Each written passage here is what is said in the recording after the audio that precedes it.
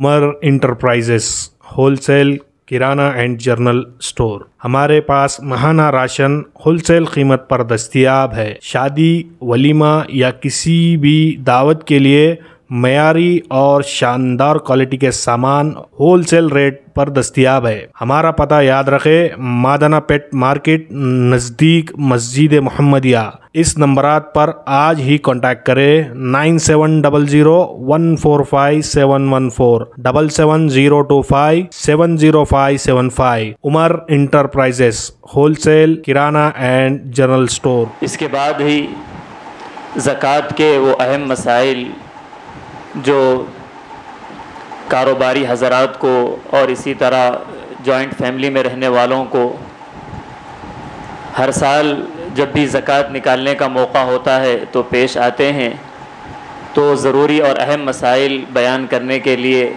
इदारे के मौक़र उस्ताद मुफ्ती मुनीर साहब से मैं दरख्वास्त करता हूँ कि वो अपना मुहाज़रा पेश फरमाएँ।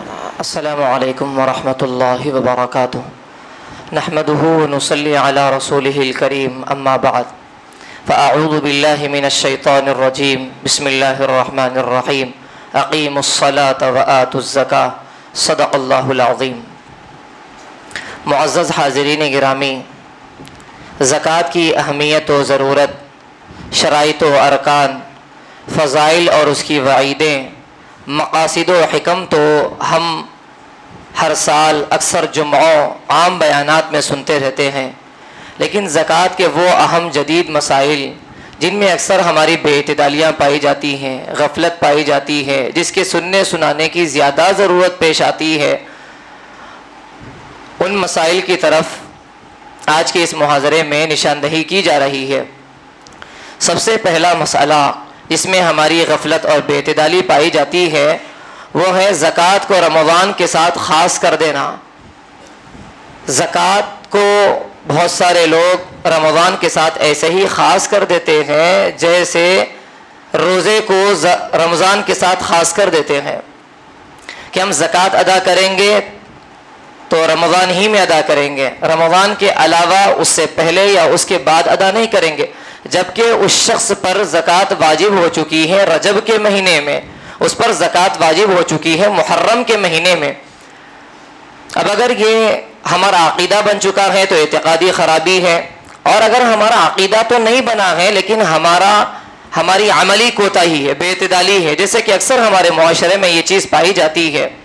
बेशक वो रिवायत सही है, उस रिवायत को रखते हुए कि रमज़ानुल मुबारक के महीने में एक नफिल का सवाब एक फ़र्ज़ और एक फ़र्ज़ का सवाब 70 फ़र्ज़ के बराबर। लेकिन इसका हरगिज़ ये मतलब नहीं है कि हम पर जो रजब में फ़राइज़ आयद हो चुके हैं उसको हम रोक कर ताजील बिल खैरात के बजाय ताख़ीर बिल खैरात करते हुए उन फ़र्ज़ और वाजिब चीज़ों को रमज़ान तक मुअख्खर करके रमज़ान में अदा करना, ये शारिया का मकसद नहीं है। इसमें बहुत सारी ख़राबियाँ भी पेश आती है। मसलन किसी पर रजब में ज़कात फ़र्ज़ हो चुकी थी लेकिन वो रमज़ान में अदा करना चाहता है, क्या पता वो रमज़ान तक बाकी रहेगा भी या नहीं रहेगा। अगर इंतकाल हो जाता है तो उसके ज़िम्मे में रह जाती है। ये भी हो सकता है कि रजब में जब ज़कात उसकी वाजिब हुई थी, मसलन 1 लाख की फ़र्ज़ हुई थी और रमज़ान के आते आते 30,000 का नुकसान हो गया, तो वो रमज़ान का हिसाब करते हुए 70,000 की ज़कात निकालेगा, जबकि उस पर 1 लाख की ज़कात फ़र्ज़ हो चुकी थी।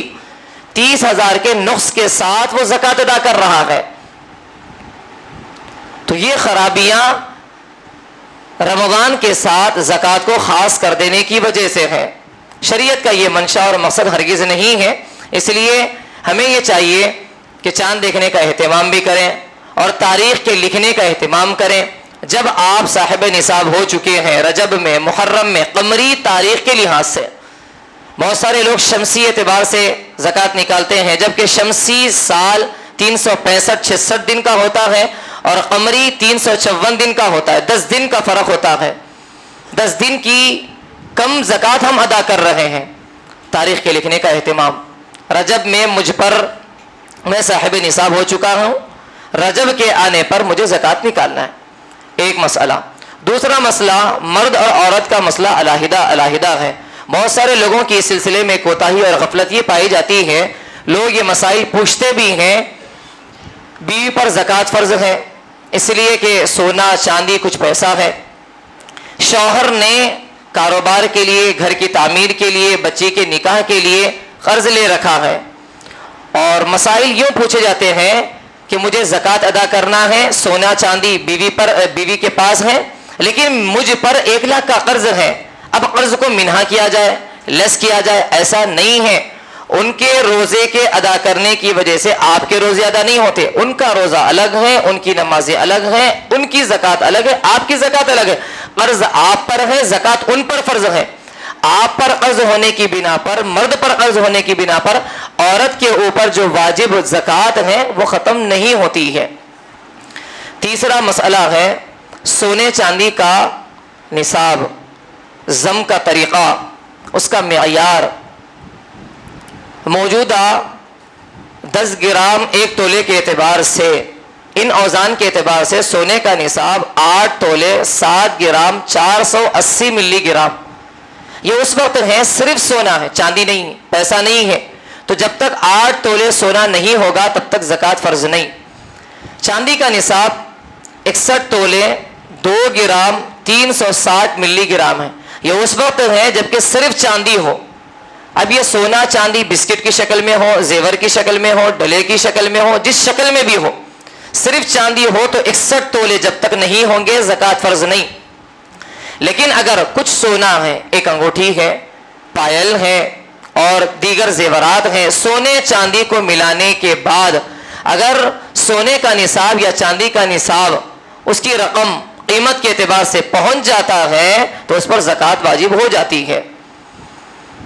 मसलन किसी के पास 2 तोले सोना है, 2 तोले चांदी है, और इन दोनों को अगर बेचा जाए तो इतनी रकम आ जाती है जितनी रकम में हम 61 तोला चांदी खरीद सकते हैं। मसलन 45,000 रुपये, 40-45,000 रुपये, तो उस शख्स पर ज़कात फ़र्ज हो जाती है। पैसा, करेंसी, चाहे वो सेविंग्स अकाउंट्स में हो या करंट अकाउंट में हो, फिक्स डिपॉजिट हो या गल्लों के अंदर डाला जा रहा हो, उन सब के ऊपर 1 साल के गुजरने पर ज़कात वाजिब हो जाती है। एडवांस रखी हुई रकम पर कभी तो एडवांस 2,000 भी होती है और कभी एडवांस वाली रकम 2 लाख से ज़ायद 2 करोड़ भी होती है।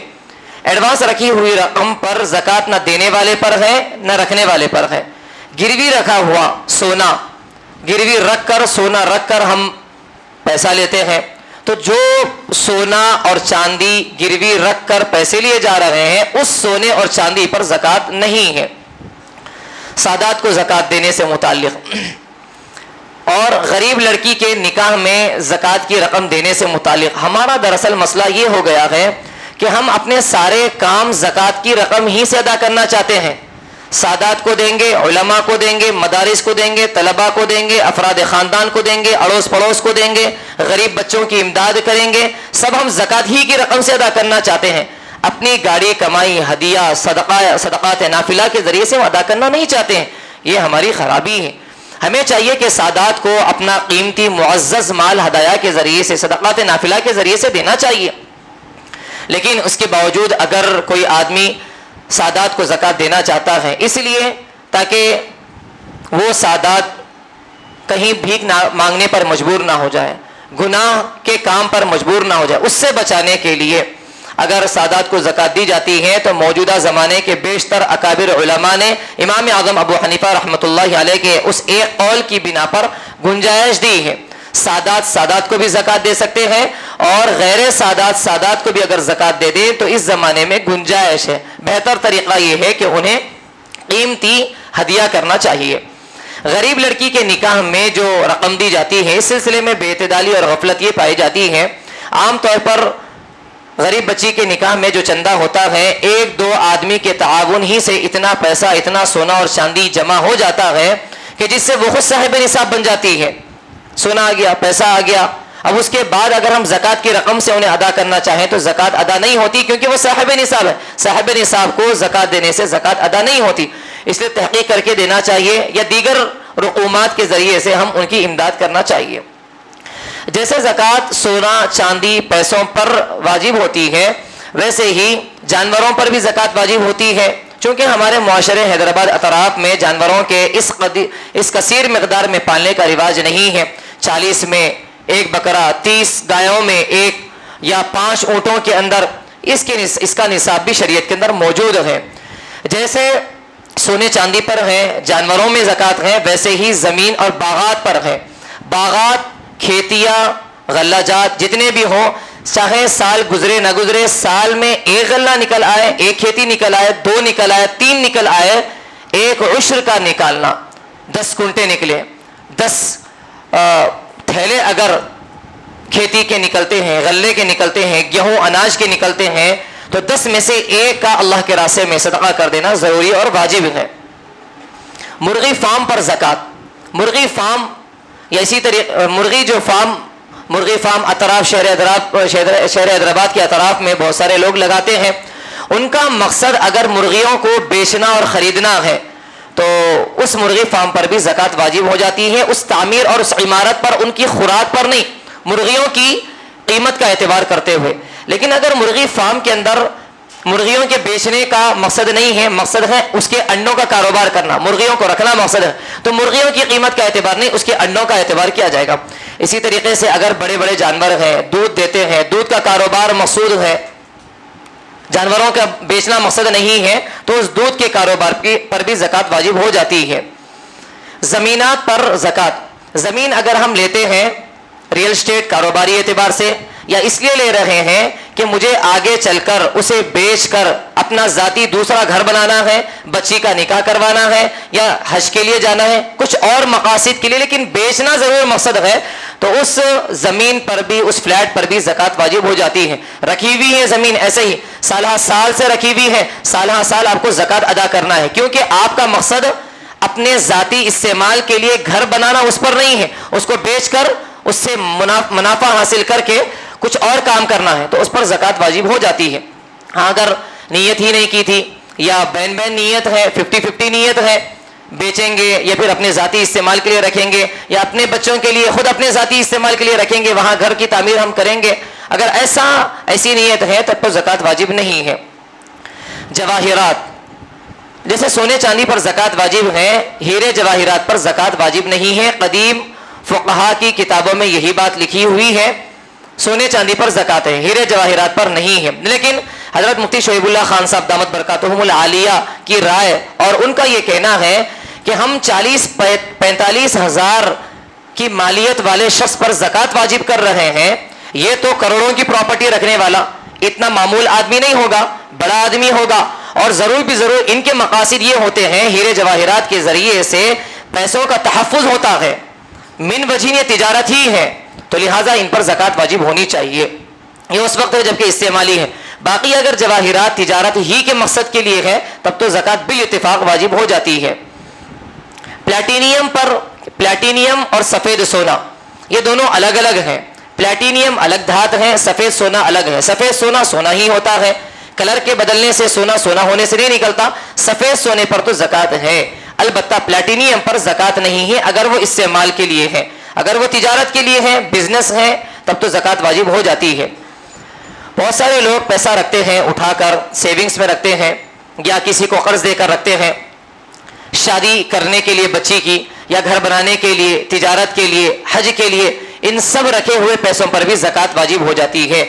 हाँ, अगर आपने हज में आपका नाम आ गया या फिर प्राइवेट ट्रैवल्स वालों को आपने पैसा दे दिया, तो जो पैसा दे दिया, जो पैसा लग गया, उस पर तो ज़कात नहीं है। जो पैसा रखा हुआ है, अभी दिया नहीं गया, आपका नाम नहीं आया, बस खाली इरादे में है, अभी हतमी तौर पर फैसला नहीं हुआ, या बच्ची के निकाह के लिए आपने पैसा रखा हुआ है, 5 लाख 2 लाख, जितने साल गुजरते जाएंगे उतने सालों की ज़कात आपको अदा करना ही करना है। तवीलुल मियाद अर्ज़े, बहुत सारे कारोबारी हजरात लंबे लंबे वक्फे के लिए बड़ी बड़ी रकूमात अर्ज लेते हैं। मसलन मिसाल के तौर पर 10 करोड़ की प्रॉपर्टी, 10 करोड़ का लोन लिया गया, 10 लाख का लोन लिया गया और 10 साल में अदा करना है। बड़ी कंपनी तामीर की जा रही है, तो 10 साल में 10 करोड़ का कर्ज अदा करना है, सालाना 1 करोड़ रुपए ज़कात देना है, 10 साल में अदा करना। तो तो क्या इस शख्स पर मकरूज होने की वजह से ज़कात वाजिब होगी या नहीं होगी? बज़ाहिर अक़ल में यही बात आ रही है कि जैसे मकरूज पर ज़कात नहीं होती है, जितना कर्ज होता है उसकी मालियत में से लेस किया जाएगा, तो 10 करोड़ की प्रॉपर्टी है, पूरा ही पूरा लेस करना पड़ेगा। 10 साल तक गोया के बड़े बड़े मालदारों पर भी ज़कात नहीं है। बाज़ी उलमा ये कहते हैं कि ठीक है ज़कात नहीं है, लेकिन जुमहूर का मसलक फतवा यही है, एतदाल वाली बात यही है कि जिस साल में उसे 1 करोड़ की प्रॉपर्टी की ज़कात देना है, वो 1 साल की 1 करोड़ की प्रॉपर्टी को लेस किया जाएगा, बाकी के 9 करोड़ की प्रॉपर्टी की ज़कात देना पड़ेगा। 10 करोड़ कर्जा है, 10 साल में अदा करना है, इस साल सिर्फ 1 करोड़ को लेस किया जाएगा, बाकी 9 करोड़ की ज़कात अदा करना पड़ेगा। ज़कात की इस्तिथमारी, बहुत सारे लोग ये सवाल करते हैं कि हम ये चाहते हैं कि ज़कात का पैसा जमा करेंगे, फिर ज़कात के पैसे से एक कमरा या एक घर या एक दुकान तामीर करके लोगों को, गरीब मुस्तहिक़ आदमी को हदिया कर देना चाहते हैं, यानी ज़कात की रकम से बनाई हुई इमारत को देना चाहते हैं मालिक बनाकर, अथॉरिटी, मुकम्मल इख्तियारात। गुंजाइश है, जायज़ है, लेकिन यह करना कि हम ज़कात की रकम को जमा करेंगे, फिर उसके बाद उसके ज़रिए से एक मकान तामीर करेंगे, उसको किराए पर देंगे, जो किराया, जो बेनिफिट्स आएगा वो बेनिफिट्स हम गुरबा के अंदर लगाएंगे, ये जायज़ नहीं है। क्योंकि ज़कात के अंदर मालिक बनाना, तमलीक बिल्कुल शर्त है, और यहां पर मालिक बनाना नहीं पाया जा रहा है।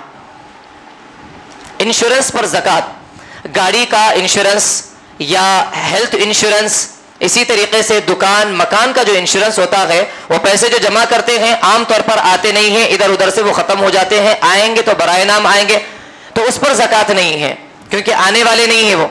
अगर बिलफर्ज आ भी जाएं तो जब आएंगे उसके बाद का एतबार करते हुए और पैसों के साथ जम करते हुए ज़कात देंगे। लेकिन लाइफ इंश्योरेंस, जान का बीमा, जिंदगी का जो बीमा जमा करते हैं, उसका आना, उसका मिलना यकीनी होता है, चाहे जितने साल भी गुजर जाए, उसको और पैसों के साथ जम करते हुए उसकी ज़कात निकालना वो वाजिब है। ये बहस नहीं की जा रही कि जायज़ है, जायज़ नहीं है, वो उलमा से अलहिदा इनफरादी मसाइल है। लेकिन अगर किसी ने लाइफ इंश्योरेंस करा दिया तो उसके पर ज़कात वाजिब है। कि मसाइल आते हैं, एक साथ बच्चियां होती हैं, 2-3 बच्चियां हैं, अभी से पैसे को सेव करने के लिए सोना और ज़्यादा महंगा हो जाएगा, तो अभी से बच्ची के निकाह के लिए 2 तोले 3 तोले सोना उठाकर रख लिया जाता है, बच्ची के नाम ही पर लिया जाता है, तो क्या उस पर ज़कात वाजिब है? छोटे बच्चों पर करोड़ों की प्रॉपर्टी भी अगर हो तो उस पर ज़कात नहीं है, जबकि वो उसकी मिल्कियत में हो। यहाँ जो लोग खरीदते हैं, माँ बाप खरीदते हैं बच्ची के नाम पर, और देने की नीयत भी होती है आगे बच्ची ही के लिए, तो यहाँ पर खलत मलत ये हो जाता है, अगर बच्ची के नाम पर है, बच्ची ही के लिए है, तो आप उसे इस्तेमाल नहीं कर सकते। अगर आप इस्तेमाल कर रहे हैं तो गोया के तावील कर रहे हैं, आप सीधे आप ही मालिक है, उसकी ज़कात अदा करेंगे और निकाह के मौके पर आप उसे मालिक बनाकर दे देंगे। इरादा तो है बच्ची ही के लिए, अगर बच्ची ही का है तो फिर आप उसे इस्तेमाल नहीं कर सकते, उसको मुकम्मल तौर पर मालिक बना देना पड़ता और आपका कब्जा मिलके समझा जाएगा, लेकिन बेजा तरीके से उसको इस्तेमाल नहीं कर सकते हैं। रिफाही तंजीमों को क्या हम ज़कात दे सकते हैं? रिफाही तंजीमों को तो अगर बहुत बाएतिमाद तंजीम है और वो मुस्तहिक़ हज़रात को ज़कात की रकम तमलीक के साथ, मिल्कियत के साथ अदा कर देती है, तो ऐसी सूरत में ज़कात की रकम ऐसे बाएतिमाद मुअतमद इदारों को, तंजीमों को दे सकते हैं, जबकि वो मालिक बनाकर किसी को दे देते हों और मुस्तहिक़ों को तो मुस्तहिक़ तक पहुँचाते हों, ज़्यादा सालों तक उठाकर न रखते हों। आलात तिजारत पर ज़कात नहीं, सामान तिजारत पर ज़कात है। इसको अच्छी तरह समझें। बहुत सारे लोगों के पास मकानात होते हैं, वो किराया वसूल करते हैं। बहुत सारे लोगों के पास कार, बसेस, लॉरी या फिर फ्लाइट्स होते हैं, वो इजारेदारी पर देते हैं, रेंट पर देते हैं। कार रखे हुए हैं, 10-15 कार हैं, वो किराए पर देते हैं, 1 दिन के लिए, 2 दिन के लिए, फिर उसका किराया वसूल करते हैं। तो उन कारों पर, उन मकानात पर, उन फ्लाइट्स पर, उन बसेस पर ज़कात वाजिब नहीं है। जो किराया आ रहा है, जो आपके पास सेव हो चुका है, अगर वो साहिब निसाब के बकदर पहुंच जाता है या और माल के साथ जम करने के बाद बच जाता है, तो उस पर ज़कात है। लेकिन अगर आपका कारोबार किरायादारी, इजारादारी का नहीं है, बल्कि बिजनेस का है, उन घरों को आप बेचते हैं, आपके पास कार है, 10-15 कार है, उसको कारों को खरीदने बेचने का, ऑटो के खरीदने बेचने का, मकानात के खरीदने बेचने का, जितने मकानात, जितने कार, जितने बसेस होंगे उसको सालाना तौर पर कीमत के एतबार से देखा जाएगा। इन 15 कारों को अगर मैं बेचूंगा तो आज 15 करोड़ आएंगे, मसलन 10 लाख आएंगे, तो 10 लाख की ज़कात निकालना पड़ेगा। सामान्य तिजारत, छोटी दुकान हो या बड़ी दुकान हो, कपड़ों की दुकान हो, किराना दुकान हो, जितना सामान उसके अंदर है डेकोरेट का या फिर जो टेबल का, उन चीज़ों के अलावा जितना सामान है उन सब की मालियत का तखमीनी तौर पर अंदाज़ा लगाया जाएगा। कितने लाख का माल है इसके अंदर, सबकी ज़कात निकाली जाएगी। आलात पर नहीं है, मिसाल के तौर पर प्रोडक्ट्स बनाने के लिए या स्क्रैप्स की दुकान है, स्क्रैप के अंदर जितना गोदाम में सामान है सबकी मालियत का एतबार करते हुए ज़कात निकाली जाएगी। लेकिन स्क्रैप को कम करने के लिए जो आले होते हैं 8-8, 10-10 लाख के, उन आलात पर ज़कात नहीं है। चिट्ठी का पेंशन पर ज़कात नहीं है। पेंशन का जो माल होता है धीरे धीरे मिलता रहेगा, अगर आपको उसकी तादाद मालूम भी हो जाए तब भी उसके पर ज़कात नहीं है। पीएफ प्रोविडेंट फंड जो होता है, अगर वो लाजिमन है कंपनी की तरफ से 2-2 हज़ार रुपये माहाना कटते ही करते हैं तो उस पर ज़कात नहीं है। जब आ जाएगा, जब वो रकम आ जाएगी तो फिर उसके बाद उसको जम करके मिलाकर ज़कात निकाली जाएगी साल के गुजरने पर। लेकिन अगर प्रोविडेंट फंड इख्तियारी है, आपने कंपनी वालों से ये कहा है कि माहाना मेरे पैसे 2-2 हज़ार रुपये आप काटते रहें, जमा करते रहें, तो वो जमा होते होते 50,000 70,000 हो चुकी है, सालाना उसकी ज़कात निकालना लाजिम हो जाएगा। ग्रेजुएटिव फंड जो होता है, जो मुलाजिमीन को, एम्प्लॉयर्स को रिटायर होने पर, सुबुकदोश होने पर यकमुश्त दिया जाता है, उस पर भी गुज़िश्ता की तो ज़कात नहीं है, आने के बाद अगर वो निसाब के बक़द्र रहे तो उसकी ज़कात निकाली जाएगी। चिट्ठी का हुक्म, चिट्ठी डालते हैं लोग 10-10 हज़ार की चिट्ठी, माहाना 10-10 हज़ार रुपये, तो 1,20,000 की चिट्ठी है। तो इसका हुक्म क्या है? इसका हुक्म यह है कि अगर आपकी चिट्ठी उठ चुकी है, आपने अपना पैसा 1,20,000 रुपये उसूल कर लिया है, तो गोया कि अब आप मक़रूज़ के हुक्म में हैं। पहले महीने में आपने उठा ली तो 1,10,000 के आप मक़रूज़ हैं, आप पर ज़कात इस पर नहीं है। अगर और एतबार से ज़कात वाजिब है तो 1,10,000 लेस करके, मिन्हा करके उसके बाद ज़कात वाजिब की जाएगी। अगर आपने चिट्ठी नहीं उठाई है, आपकी चिट्ठी मसलन 10 महीने के बाद उठने वाली है और आप 10-10 हज़ार रुपये करते हुए जमा कर दिए हैं, 1 लाख हो चुकी है, तो आप 1 लाख के मुक़रिज़ बन चुके हैं, आप पर ज़कात वाजिब है। तो अगर चिट्ठी नहीं उठी है तो आपको ज़कात अदा करना है और शराइत का एतबार करते हुए। अगर चिट्ठी उठ चुकी है तो अब आप मक़रूज़ हैं। मुश्तरका कारोबार जो होते हैं, कंपनीज जो होती हैं, शेयर मार्केट्स जो होती है, उस पर जो ज़कात वाजिब होती है मजमूआ का एतबार करते हुए नहीं। आपके 10,000 हैं, आपका 1 लाख रुपये है और आपके 25,000 रुपये हैं, सबकी मालियत का एतबार करते हुए निसाब का एतबार नहीं किया जाएगा। आपके 10,000 हैं, आपके 25 है, आपके 1 लाख है, 1 लाख वाले पर ज़कात वाजिब है, 25 और 10,000 वाले पर ज़कात नहीं है, अलग अलग फ़र्द का एतबार किया जाएगा। शेयर्स कंपनियां भी जो होती हैं, देखा जाएगा शेयर्स कंपनी के अंदर सामान को बेचा जा रहा है या सामान को इजारेदारी पर, रेंट पर दिया जा रहा है। रेंट पर दिया जा रहा है तो आपका कमीशन, आपका बेनिफिट कितना है उसका एतबार करते हुए ज़कात निकालेंगे। अगर सेल्स किया जाता है तो जितना माल था और जितना बेनिफिट है, जितना कैपिटल था और जितना बेनिफिट था, सबका लिहाज करते हुए ज़कात निकालेंगे। बहू को, सास को, खुसर को, दामाद को ज़कात देना जायज़ है अगर वो मुस्तहिक़ है हकीकत में। माँ बाप को, औलाद को, पोतों को या मियाँ बीवी आपस में एक दूसरे को ज़कात नहीं दे सकते हैं। ज़कात देने से पहले जो हमारे टैक्स होते हैं, किराया होता है, हुकूमती टैक्स होता है या फीसेस होती है बच्चों की, सबको निकालने के बाद जितना बचता है उसका एतबार करते हुए ज़कात निकालेंगे। पानी के प्लांट पर क्या ज़कात है? कदीम फुक़हा ने किताबों में लिखा है कि कुएं के पानी में ज़कात नहीं है। ये उस वक्त है, ये इसलिए है क्योंकि वो कुएं पानी के पीने के लिए होते थे, वो पानी पीने के लिए होता था। लेकिन प्लांट्स के अंदर जब आपने पानी को कुएं से निकाला, तिजारत के लिए आपने उसको मुहरस कर लिया, जमा कर लिया, तिजारत की नीयत है, बेचना मकसद है, तो उसके पर भी ज़कात वाजिब हो जाएगी। बैतुल माल या इसी तरह मसाजिद, मदारिस, तंजीमों के पास बहुत सारा माल होता है, साल साल से लाखों का पैसा रखा हुआ होता है, उस पर ज़कात नहीं है। उस तंजीमों पर या उन मदारिस, मसाजिद या बैतुल माल पर ज़कात वाजिब नहीं है। आखिरी मसला ये है, कर्ज लेकर खोली गई दुकान। होता यूँ है, पहले से आदमी कोई ज़्यादा मालदार नहीं है, कर्ज लिया, 50,000 कर्ज है, और फिर उसके बाद दुकान खोली। दुकान के अंदर 1.5 लाख का माल है, 50,000 का मकरूज है, तो पूरी मालियत का एतबार किया जाएगा। 1.5 लाख का माल है, 50,000 कर्जा है, 50,000 को लेस करके बाकी के 1 लाख की ज़कात निकालना है।